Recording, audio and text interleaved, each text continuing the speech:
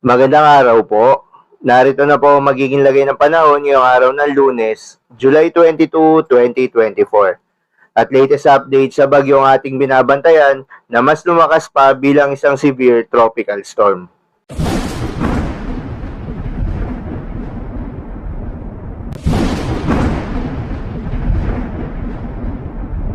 Sa kasalukuyan na tayong sa pag-asa, lumakas na at naging isang ganap na severe tropical storm si Bagyong Karina at huling namataan ng sentro nito sa layong 385 kilometers silangan ng Kasiguran, Aurora.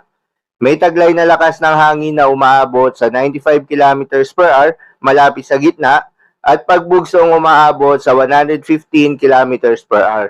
Ito ay halos hindi gumagalaw sa nakalipas na ilang oras. Nagtaas na ang pag-asa ng Tropical Cyclone Wind Signal number 1 sa hilagang silangang bahagi ng Cagayan, particular na sa bayan ng Santa Ana.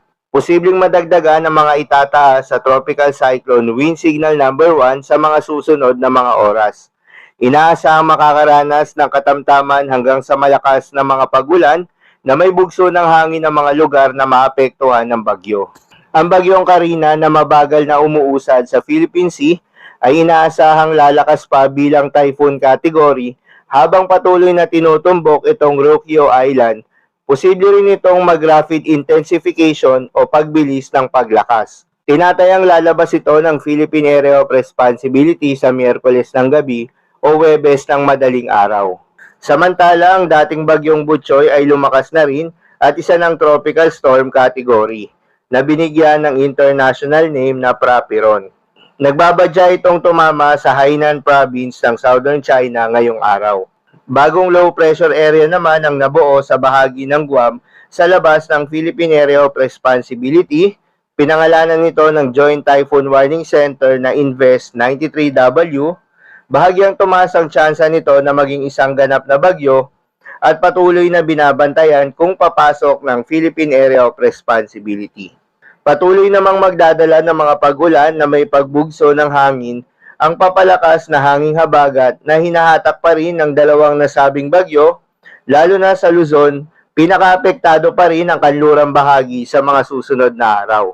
Dahil sa epekto nitong southwest monsoon o hanging habagat, nakataas na ang heavy rainfall yellow warning sa Bataan at ilang bahagi ng Zambales. Dahil dito, asahan ng malakas na pagulan sa mga nabanggit na lugar. Asahan din ang mahina hanggang sa katamtaman na may paminsa-minsang malakas na pagulan sa ilang bahagi ng Cagayan Valley, Cordillera, Ilocos Region, Central Luzon, Metro Manila at Calabarzon, dulot pa rin yan ng habagat. Kaya naman mag-ingat ang lahat sa posibleng banta ng mga pagbaha at pagguho ng lupa, lalong-lalo na sa mga lugar na inuulan na noong mga nakaraang araw pa. Para naman sa lagay ng mga dagat baybayin, ayon sa pag-asa ay wala pa namang nakataas na gale warning sa anumang seaboards ng ating bansa. Ngunit ayon sa pag-asa ay delikadong pumalaot sa ngayon para sa mga kababayan nating mangingisda na may maliliit na sasakyang pandagat dahil posible ang katamtaman hanggang sa maalo na karagatan halos sa buong seaboards ng ating bansa. Dulot yan ang pinagsamang epekto ng Bagyong Karina at ng hanging habagat.